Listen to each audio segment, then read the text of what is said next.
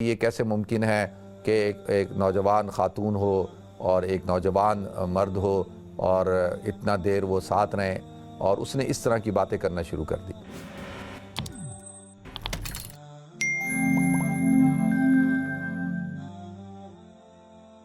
الحمدللہ رب العالمین والعاقبۃ للمتقین والصلاة والسلام علی اشرف الانبیاء والمرسلین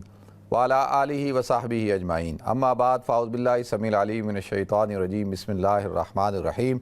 ان الذین جاءوا بالافک عصبۃ منکم لا تحسبوه شرا لکم بل هو خیر لکم لکل امرئ منہم ما اکتسب من الاثم والذی تولی کبرہ منہم لہ عذاب عظیم، صدق اللہ العظیم۔ اللہم صلی علی محمد وعلی آل محمد کما صلیت علی ابراہیم وعلی آل ابراہیم انک حمید مجید، اللہم بارک علی محمد وعلی آل محمد کما بارکت علی ابراہیم وعلی آل ابراہیم انک حمید مجید، رب اشرح لی صدری ویسر لی امری واحلل عقدۃ من لسانی یفقہوا قولی۔ محترم ناظرین کرام، بزرگان دین اور میری عزیز ماؤں اور بہنوں بھائیوں، السلام علیکم ورحمۃ اللہ وبرکاتہ۔ ناظرین، آج میں آپ حضرات کے سامنے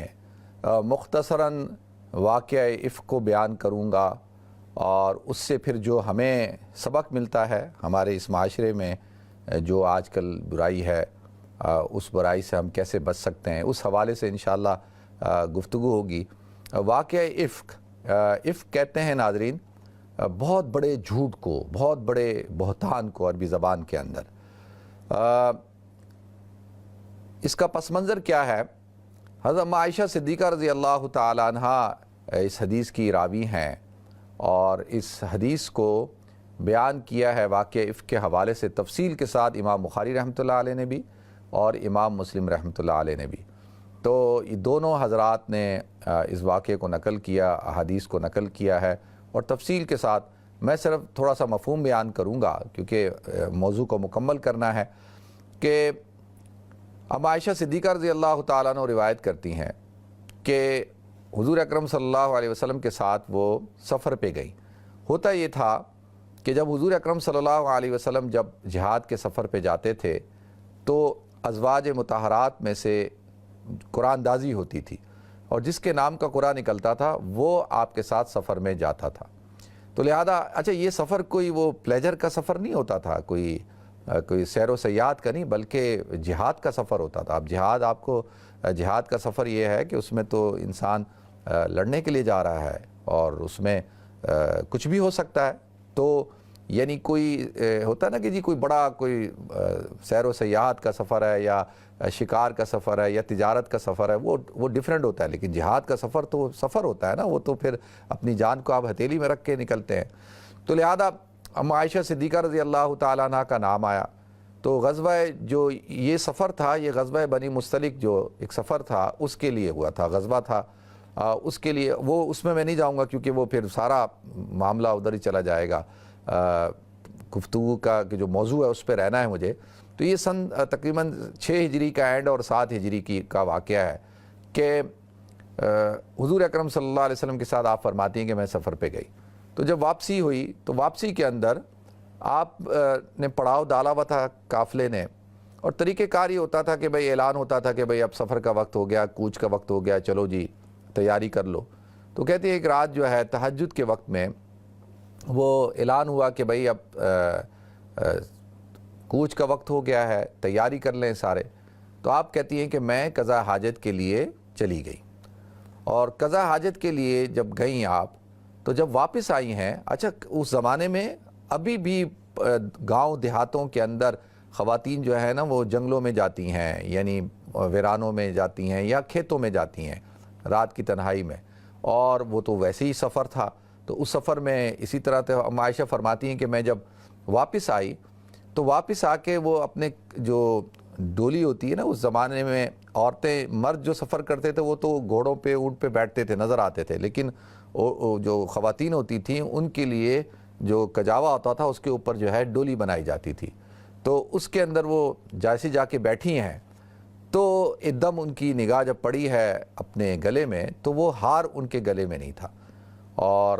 وہ ہار ان کی بہن نے ان کو ایک دن پہلے یعنی کچھ دن پہلے ہی دیا تھا۔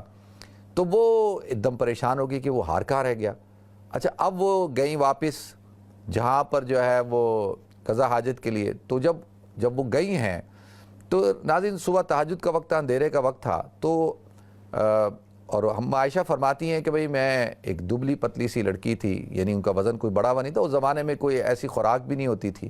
اور تو لہذا اتنا وزن بھی نہیں تھا. تو انہوں نے وہ جو ڈولی ہے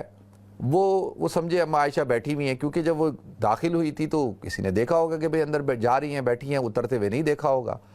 تو ان کے ذہن میں بھی نہیں ہوگا کہ بھئی اتر کے کیوں چلی گئی ہیں. تو انہوں نے وہ ڈولی اونٹ پہ رکھ دی اور وہ لے کے چل پڑے, وہ قافلہ چل پڑا. اب عائشہ جب واپس آئیں تو دیکھا کہ بھئی قافلہ تو وہاں ہے نہیں, تو آپ دم پریشان ہو گئیں, اور آپ نے وہیں پہ ہی سوچا, فرماتی ہیں کہ میں نے سوچا کہ بھئی مجھے یہیں قیام کرنا چاہیے, کہ تھوڑے فاصلے پہ جا کے جب پڑاؤ ڈالیں گے اور جب وہ دیکھیں گے کہ بھئی میں نہیں ہوں تو واپس آئیں گے, مجھے آ کے پھر لے لیں گے. اور اگر وہ آپ حضرات کے ذہن میں آ سکتا ہے کہ بھئی وہ خود کیوں نہیں گئیں, بھئی خود پیچھے چلی جاتی. اچھا, وہ اس لیے نہیں گئی کہ دیکھیں وہ سفر ہوتا تھا, ریگستانوں کا سفر ہوتا تھا, جنگلوں کا سفر ہوتا تھا. اب وہ جو سفر ریگستان کے اندر, انہوں نے سوچا کہ میں اگر خود جاتی ہوں تو میں تو گم جاؤں گی, ریگستان کے اندر ہی بھٹک جاؤں گی, تو نہ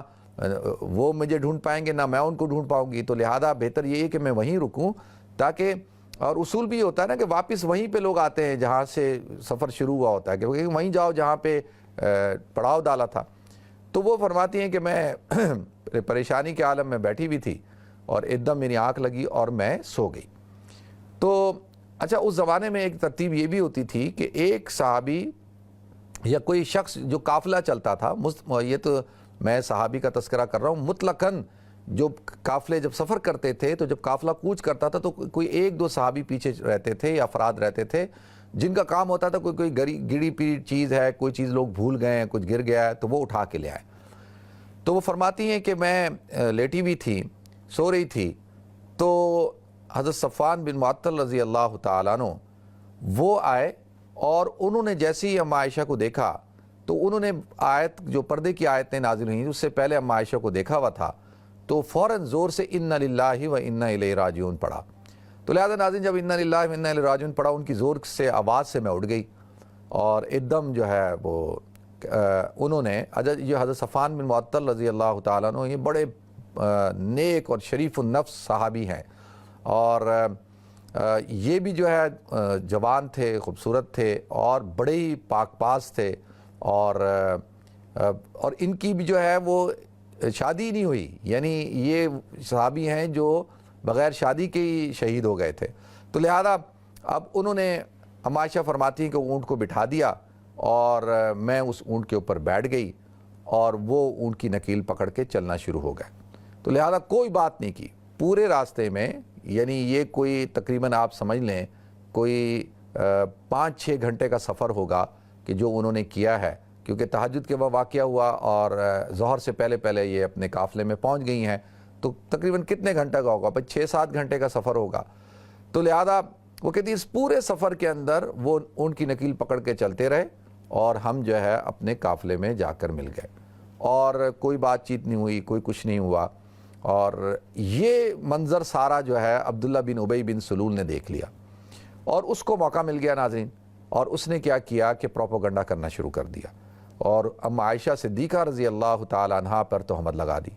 اور باتیں کرنا شروع ہو گیا. کہتا ہے کہ جی یہ کیسے ممکن ہے کہ ایک نوجوان خاتون ہو اور ایک نوجوان مرد ہو, اور اتنا دیر وہ ساتھ رہیں, اور اس نے اس طرح کی باتیں کرنا شروع کر دی. تو لہذا ناظرین اب اس کے ساتھ جو ہے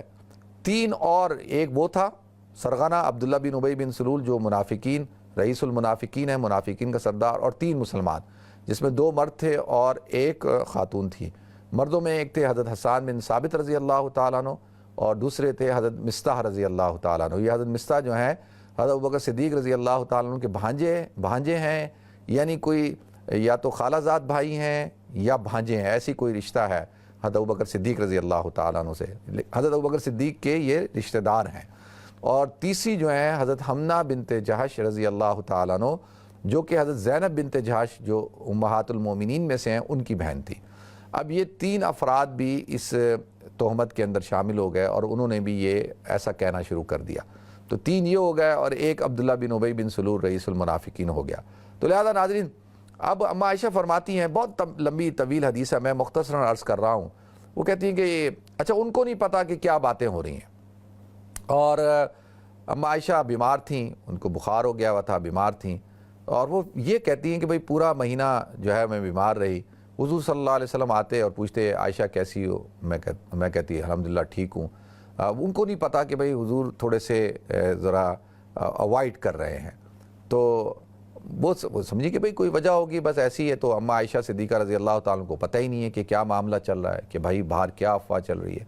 تو ایک رات وہ اپنے حجرے میں تھیں،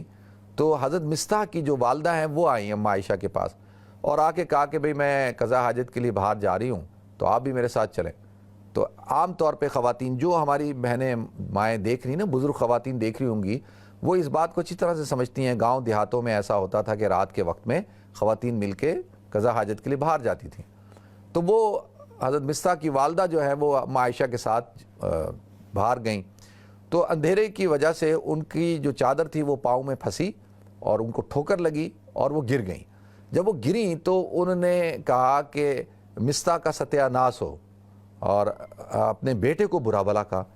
تو اما عائشہ نے کہا کہ بھئی گری آپ خود سے ہیں، ٹھوکر آپ کو لگی ہے، غلطی آپ کی ہے، مطلب چلے کوئی حادثاتی طور پہ گرے، تو آپ برا بھلا اپنے بیٹے کو کہہ رہی ہیں، تو اپنے بیٹے کو کیوں برا بھلا کہہ رہی ہیں آپ؟ تو انہوں نے کہا عائشہ تجھے نہیں پتا کہ جو ہے وہ مستح نے یہ تہمت لگائی ہے تم پر؟ تو انہوں نے کہا اچھا. اور پھر ایک دم ان کو ہو گیا کہ بھئی یہ باتیں چل رہی ہیں. انہوں نے کہا بالکل یہ باتیں چل رہی ہیں. تو کہا اس لیے اللہ کے رسول صلی اللہ علیہ وسلم تھوڑے سے اکھڑے سے ہیں. تو وہ بڑی پریشان، وہ کہتی ہیں کہ بس بیماری تو تھی اور زیادہ پریشان ہو گئی. میں مختصراً عرض کر رہا ہوں، مفہوم بیان کر رہا ہوں. تو لہذا ناظرین وہ واپس آئیں اور اس طریقے سے جو ہے وہ سلسلہ چلتا رہا. تو اللہ کے رسول صلی اللہ علیہ وسلم نے خطبہ دیا اور پوچھا حضرت علی رضی اللہ تعالیٰ عنہ سے، اسی طریقے سے ایک اور صحابی سے، اور حضرت بریرہ رضی اللہ تعالیٰ عنہ جو خادمہ، ان سے پوچھا کہ بھئی کیا اما عائشہ کے بارے. انہوں نے کہا کہ وہ تو پاکیزہ خاتون ہیں. اسی طرح سے حضرت زینب بنت جہش رضی اللہ تعالیٰ عنہ جو کہ سوکن ہیں، ان سے پوچھا کہ تمہاری کیا رائے عائشہ کے بارے میں. تو انہوں نے کہا کہ عائشہ سے زیادہ جو ہے وہ پاک دامن خاتون جو ہے وہ میں نے نہیں دیکھی. وہ بالکل طاہرہ ہیں، مطہرہ ہیں اور پاک صاف اور طیب ہیں. تو انہوں نے اپنی بہن کا یہ نہیں کہا کہ جو ان کی جو بہن جو پروپیگنڈا کر رہی ہے یا اس نے اپنی بہن کا ساتھ نہیں دیا. انہوں نے اما عائشہ کی طہارت کی جو ہے وہ شہادت دی. حضرت بریرہ نے شہادت دی. تو اللہ کے رسول صلی اللہ علیہ وسلم تشریف لائے اور لا کے آپ نے خطبہ دیا، اور آپ نے کہا کہ یہ جو عبداللہ بن ابی بن سلول ہے یہ جھوٹا ہے. اور اس طریقے سے، اور میں قسم کھا کے کہتا ہوں کہ میری جو اہلیہ ہے اما عائشہ، ہماری اما عائشہ، ان کی جو اہلیہ ہیں وہ پاک دامن ہے. اچھا یہ بات ہو گیا، بڑا لمبا واقعہ ہے ناظرین، اس کے لیے پورا مجھے جو ہے نا 1 گھنٹہ چاہیے اگر وہ میں ایک تفصیل کے اندر جاؤں، تو وہ تفصیل کا موقع نہیں ہے. جو بات بیان کرنی ہے اسی کی طرف آتا ہوں. تو لہذا ناظرین اب مختصراً یہ کہ اللہ تعالیٰ نے پھر قرآن کی جو آیات ہیں سورہ نور کی، یہ 10 آیتیں اللہ تعالیٰ نے یعنی اتاری، 11ویں آیت سے لے کے آگے تک تقریباً 10 آیتیں ہیں. اگر 5 اور آیتیں ملا لی جائیں آگے کی بھی تو وہ تقریباً 15 آیتیں بنتی ہیں، لیکن 10 تو ڈائریکٹلی اما عائشہ صدیقہ رضی اللہ تعالیٰ عنہا کی جو پاک دامنی ہے اس کی گواہی اللہ رب العزت نے دی. تو لہذا ناظرین یہ اس کو کہتے ہیں واقعہ افک. اور افک جیسے میں نے عربی زبان میں کہا کہ بہت بڑے جھوٹ کو اور بہتان کو کہا جاتا ہے، کہ بہت بڑا طوفان، یعنی اتنا بڑا جھوٹ اور اتنا بڑا بہتان باندھے کہ جس سے طوفان آ جائے، اتنا بڑا، تو افک کہتے ہیں اس کو. تو اس کو کہتے ہیں واقعہ افک. تو لہذا ناظرین یہ واقعہ ہے، اس کا پس منظر میں نے آپ کو بیان کر دیا. اب آ جاتے ہیں قرآن کی جو آیات ہیں جس میں اللہ تعالیٰ نے اس کو بیان کیا، پھر اس سے اس واقعے سے ہمیں کیا سبق ملتا ہے اس حوالے سے گفتگو کرنی ہے، اور جو مقصد ہے میرا بیان کرنے کا اس مقصد کی طرف بھی آ جاتے ہیں. تو سورہ نور کی آیت نمبر 11 سے جو ہے وہ شروع کرتے ہیں کہ اللہ رب العزت نے ارشاد فرمایا اعوذ باللہ من الشیطان الرجیم ان الذین جاؤوا بالافک. اچھا یہاں افک کا لفظ آ گیا ہے نا، کہ یہاں پہ طوفان کے معنی میں، جھوٹ کے معنی میں، بہتان کے معنی میں، تو اس لیے اس کو واقعہ افک کہا جاتا ہے کہ جو لوگ لائے ہیں یہ طوفان یا یہ جھوٹ کا بہتان لے کے آئے ہیں، طوفان لائیں تم میں، عصبۃ منکم، ایک جماعت تم میں سے، ایک جماعت، عصبۃ منکم یعنی تم میں سے ایک جماعت سے مراد میں نے بتا دیا آپ کو حضرت حسان بن ثابت، حضرت مصطح اور حضرت حمنہ بنت جہش یہ مسلمانوں میں سے ہیں، اور عبداللہ بن ابی بن سلول منافق ہے، لیکن بظاہر تو وہ بھی کلمہ ہی پڑھتا تھا نا، تو لہذا اس کو بھی اسی میں ہی شامل کر لیں۔ تو لیکن یہ تین تو مسلمانوں میں سے تھے۔ تو لا تحسبوہ شرر لکم، تو اللہ تعالیٰ کہتے ہیں کہ تم اس کو نہ سمجھو برا اپنے حق میں، یعنی جو پروپوگنڈا ہو رہا ہے نا کہ بھئی کہ اما عائشہ پہ بہتان باندھا گیا ہے اور ایسی باتیں ہو رہی ہیں، تو اللہ کہتا ہے اس کو اپنے حق میں برا مت سمجھو، بل ہوا خیر لکم، بلکہ یہ تمہارے لیے بہتر ہے۔ اچھا کس اعتبار سے؟ دیکھیں ناظرین، اس اعتبار سے کہ ایک تو انجام کے اعتبار سے بہتر ہے کہ بھئی ایک پروپوگنڈا ہوا اور جو ہے وہ اس طرح سے بہتان باندھا گیا، اور پھر اس کی برات کے لیے اللہ تعالیٰ نے قرآن کی آیتیں نازل کر دیں۔ اگر دیکھا جائے تو اما عائشہ فخر کیا کرتی تھیں، وہ جب ان کو کہا گیا نا کہ بھئی، تو انہوں نے کہا ٹھیک ہے پھر میں تو حضرت یوسف علیہ السلام کے جو والد ہیں ان کی طرح پھر صبر کروں گی، میرا اللہ ہی میری برات کرے گا، تو فصبر جمیل واللہ المستعان علی ما تصفون۔ اور یہ فخر کیا کرتی تھی کہ دیکھو یوسف کی جو شہادت ہے وہ تو دی ایک بچے نے، اور اما عائشہ کی شہادت جو ہے وہ قرآن خود دے رہا ہے، اللہ دے رہا ہے، تو کتنی بڑی اعزاز کی بات ہے۔ تو اس سے یہ بات بھی پتہ چل جائے گی کہ بھئی یہ کیا کر رہے ہیں، پروپوگنڈا ہو رہا ہے، الزام لگائے جا رہے ہیں، تو انجام کے اعتبار سے تو یہ کیا ہے، یہ تو بہتر ہی ہے۔ اور پھر قیامت تک کے لیے ان خواتین کے اوپر جن کے اوپر الزام لگایا جائے گا، جن کے اوپر یہ بہتان لگایا جاتا ہے کہ بھئی اس کا اس کے ساتھ چکر چل رہا ہے، یا اس نے فلاں کے ساتھ منہ کالا کیا، ایسے جو بہتان بازیاں ہوتی ہیں، تو ان کے لیے بھی اللہ تعالیٰ نے اس میں وہ رکھ دی نا کہ بھئی دیکھیں نا، انجام کے اعتبار سے تو بہتر ہی ہو گیا کہ آج میں آپ حضرات کے سامنے بیان کر رہا ہوں، تو اس پہ بل ہوا خیر لکم، یہ تو تمہارے لیے بہتر ہے کہ بھئی پتہ چل گیا کہ کیا صحیح ہے کیا غلط ہے۔ اور پھر اللہ تعالیٰ فرماتے ہیں کہ لِكُلِّ امْرِئٍ مِّنْهُمْ مَا اكْتَسَبَ مِنَ الْإِثْمِ، ہر آدمی کے لیے ان میں سے وہ ہے جتنا اس نے گناہ کیا۔ بھئی یہ تو اب ہر ایک کا وہ تھا کہ وہ کہتے ہیں نا، جب پروپوگنڈا ہو رہا ہوتا ہے، الزام تراشیاں ہو رہی ہوتی ہیں، تو بہت سارے لوگ کہتے ہیں بھائی کیا کر رہے ہو آپ، کس کے بارے میں الزام لگا رہے ہیں آپ۔ یہ دیکھیں کل میں نے حضرت ابو ایوب انصاری رضی اللہ تعالیٰ عنہ کا واقعہ بیان کیا نا، ان کی سیرت بیان کی تھی، تو وہ ایک دن اپنی اہلیہ کے ساتھ بیٹھے تھے جب یہ سارا معاملہ چل رہا تھا، تو انہوں نے کہا کہ یہ کیسے ہو سکتا ہے کہ صفوان تو مجھ سے زیادہ نیک آدمی ہے، پاک صاف آدمی ہے، اس کی تو شہادت سب دیتے ہیں طیب ہونے کی، نیک ہونے کی اور صالح ہونے کی، تو یہ کیسے ہو سکتا ہے۔ اور اپنی بیوی سے کہا کہ اگر تم ہوتی عائشہ کی جگہ، ماں عائشہ کی جگہ، تو تم ایسا کر سکتی؟ تو کہتی کہ تو ممکن ہی نہیں ہے، سوچ بھی نہیں سکتی میں کہ بھئی ایسا کروں۔ انہوں نے کہا اگر میں صفوان کی جگہ ہوتا تو میں تو ممکن ہی نہیں تھا میں کروں، لیکن صفوان تو مجھ سے بھی زیادہ نیک ہے، تو انہوں نے کہا میں اگر ہوتی تو میں بھی تصور نہیں کر سکتی، یہ کیسے ہو سکتا ہے۔ تو اللہ تعالیٰ کہتا ہے کہ دیکھو تم میں سے کچھ لوگ تھے جو باتوں میں آ گئے اور جو پروپوگنڈا کر رہے تھے، تو انہوں نے اپنے حصے کا گناہ کما لیا۔ والذی تولی کبرہ منہم لہ عذاب عظیم، اور جس نے اٹھایا اس کا بڑا بوجھ، اس کے واسطے کیا ہے، یہ جو اتنا بڑا بہتان باندھ رہے ہو عائشہ پر، تو اس کا پھر بوجھ جو ہے وہ پھر اٹھایا نا، خود ہی اٹھاؤ گے، اور پھر ان کے لیے اللہ کہتا ہے عذاب عظیم ہے۔ لولا اذ سمعتموہ، اب یہ بات دیکھیں بڑی اہم ہے، اللہ کہتا ہے لولا اذ سمعتموہ، کہ کیوں نہ جب تم نے اس کو سنا تھا، جب یہ بات ہو رہی تھی، تو تم لوگوں نے اس وقت ظن المؤمنین والمؤمنات بانفسہم خیرا، تو کیوں نہیں خیال کیا کہ ایمان والے مردوں اور ایمان والی عورتوں نے اپنے لوگوں پر بھلا، یعنی اچھا خیال کیوں نہیں کیا اپنے جیوں کے اندر، اور کہا ہوتا وقالوا ھذا افک مبین، اور کہا ہوتا یہ تو بہت بڑا طوفان ہے، یہ تو بہت بڑا جھوٹ ہے، یہ تو ہو نہیں سکتا۔ بھائی دیکھیں یہاں پہ اللہ تعالیٰ یہ اس لولا اذ سمعتموہ کو آگے بھی اللہ بیان کرے گا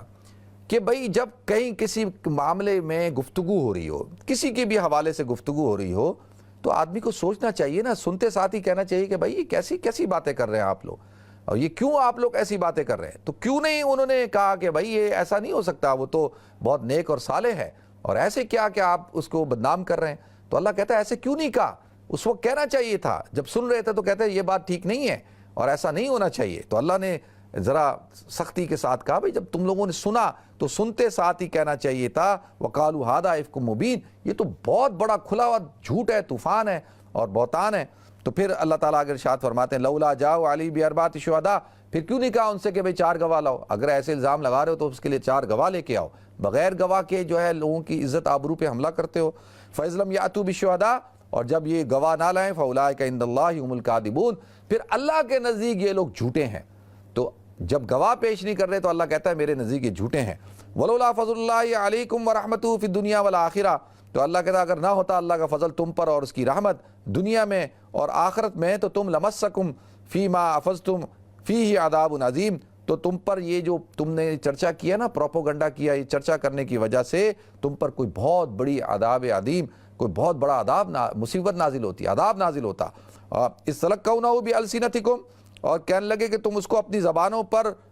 یعنی جب لینے لگے تم اس کو اپنی زبانوں پر بِأَلْسِنَتِكُمْ وَتَقُولُونَ بِأَفْوَاهِكُمْ، اور بولنے لگے اپنے منہ سے مَا لَيْسَ لَكُمْ بِهِ علم، کہ بھئی تمہارے پاس تو اس کا علم نہیں تھا، تو تم لوگوں نے پھر کیوں بغیر علم کے جو ہے یہ اتنی بڑی بات کر دی، کرنے لگے۔ اور وَتَحْسَبُونَهُ هَيِّنًا، اور تم اس کو ہلکا سمجھتے ہو کہ بھئی کسی کی عزت آبرو کے اوپر آپ بات کر رہے ہیں، اور کیوں کی، اور اس کو ہلکا سمجھنے لگ گئے۔ وَهُوَ عِندَ اللَّهِ عَظِيمٌ، اور یہ اللہ کے ہاں بہت بڑی بات تھی،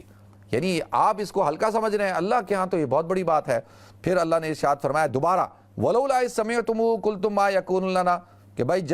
جب تم نے اس کو سنا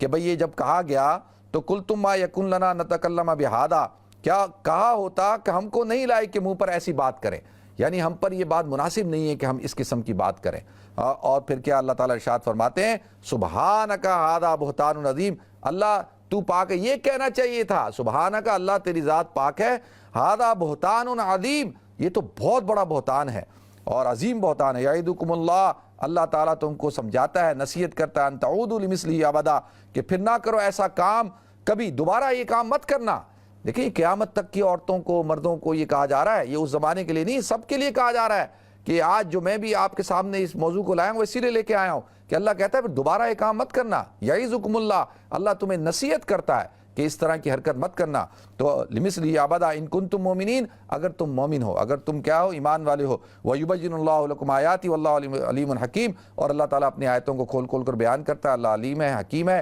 ان الذین یحبون ان تشیع الفاحشہ، اور جو لوگ چاہتے ہیں، پسند کرتے ہیں بے حیائی کو، فحاشی کو پھیلانے کو، فی الذین آمنوا، ایمان والوں میں سے ان کے لیے عذاب ہے، لہم عذاب علیم، دردناک، اور فی الدنیا والآخرہ، اور آخرت میں، دنیا اور آخرت میں، واللہ یعلم وانتم لا تعلمون، اور اللہ جانتا ہے تم نہیں جانتے۔ ولولا فضل اللہ علیکم ورحمتہ وان اللہ رؤوف الرحیم، اگر نہ ہوتا اللہ کا فضل تم پر اور اس کی رحمت، اور یہ کہ اللہ نرمی کرنے والا ہے، مہربان ہے، تو کیا کچھ نہ ہوتا، پھر کیا کچھ نہ ہو جاتا۔ اللہ نے اپنا فضل فرمایا۔ پھر آگے اللہ فرماتے یا ایھا الذین آمنوا لا تتبعوا خطوات الشیطان، اے ایمان والو شیطان کی پیروی مت کرو، اس کی پیروی کرتے ہو نا تو تم جو ہے اس کے راستے پہ چلتے ہو، اس کی پیروی مت کرو۔ تو وَمَن يَتَّبِعْ خُطُوَاتِ الشَّیطان، اور جو شیطان کے قدموں کی پیروی کرے، یعنی قدم، خطوات کہتے ہیں قدموں کے نشانات، تو یعنی اس کا مطلب ہوگا اس کی پیروی کرنا۔ تو جو شیطان کی پیروی کرتا ہے فَإِنَّهُ يَأْمُرُ بِالْفَحْشَاءِ وَالْمُنکَرِ، تو وہ شیطان تو پھر کیا کرتا ہے، وہ تو پھر بھائی حکم دیتا ہے، راستہ دکھاتا ہے کس چیز کا، فحش چیزوں کا، بے حیائی کا، اور بری، والمنکر، بری چیز کا۔ ولولا فضل اللہ علیکم ورحمتہ ما زکا منکم من احد ابدا ولکن اللہ یزکی من یشاء واللہ سمیع علیم۔ تو لہذا ناظرین یہ آیتیں نازل ہوئیں اما عائشہ صدیقہ رضی اللہ تعالیٰ عنہا کی برات میں۔ تو اچھا یہ تو واقعہ افک ہو گیا، اور اس کے اندر جو یہ پورا میں نے قرآن کی آیتیں بھی آپ حضرات کے سامنے پیش کر دی۔ اچھا آخر 1-2 منٹ رہ گئے، اس میں جو بات کرنی ہے وہ یہ کرنی ہے۔ دیکھیں آج کل بہت زیادہ، بہت ہم اس کو ہلکا لیتے ہیں۔ دیکھیں لوگوں کے اوپر کرپشن کا الزام لگا دیتے ہیں بغیر کسی وجہ کے، کہ بھئی کسی نے اچھی گاڑی چلا رہا، اچھے کپڑے پہن لیے، اچھی گھڑی پہن لی، اچھا کچھ کھانا پینا ہو گیا، فوراً کہتے ہیں یہ تو کرپٹ ہے، اور کرپشن کا الزام لگاؤ بس، اور بغیر کسی اس کے لگا دو۔ اسی طریقے سے پھر لوگوں کی ذاتیات پر حملہ کرتے ہیں، لوگوں کی عزت آبرو پہ ہم الزام لگا دیتے ہیں، بہتان لگاتے ہیں، اور لوگوں کو کسی خاتون کے اوپر لگا دیتے ہیں۔ اب آپ 2 منٹ کے لیے سوچیں کہ اگر کوئی شخص جو ہے اپنی بیوی کے اوپر، بیوی کے کریکٹر کے اوپر الزام لگا رہا ہے، اور مرد کے کریکٹر کے اوپر الزام لگائیں، تو لہذا یہ بات مناسب نہیں ہے، اور ہمیں اس بات سے اپنے آپ کو بچانا چاہیے، اور اس قسم کا کام نہیں کرنا چاہیے۔ تو پھر دیکھیں یہ جو تینوں حضرات تھے، حضرت حسان بن ثابت اور حضرت مصطح اور حمنہ بنت جہش، ان کو حد قذف، ان کو سزا بھی ملی، اور پھر اللہ تعالیٰ نے ان کی توبہ کو بھی قبول کیا، اور مسلمان تھے۔ اور اما عائشہ فرماتی ہیں حسان تو جو ہے وہ نعتیں پڑھا کرتے تھے، تو اس لیے ان کو معاف کر دیا۔ تو لہذا اس سے ہمیں یہ سبق ملتا ہے ناظرین کہ ہمیں لوگوں کی عزت آبرو کا خیال رکھنا چاہیے، اپنی ماؤں بہنوں کا۔ ساری مائیں بہنیں بیٹیاں سب کی سانجی ہوتی ہیں، ایسے فضول الفاظ کسی کے بارے میں نہیں نکالنے چاہیے۔ اللہ تعالی ہم سب کو عمل کرنے کی توفیق عطا فرمائے۔ وآخر دعوانا الحمدللہ رب العالمین۔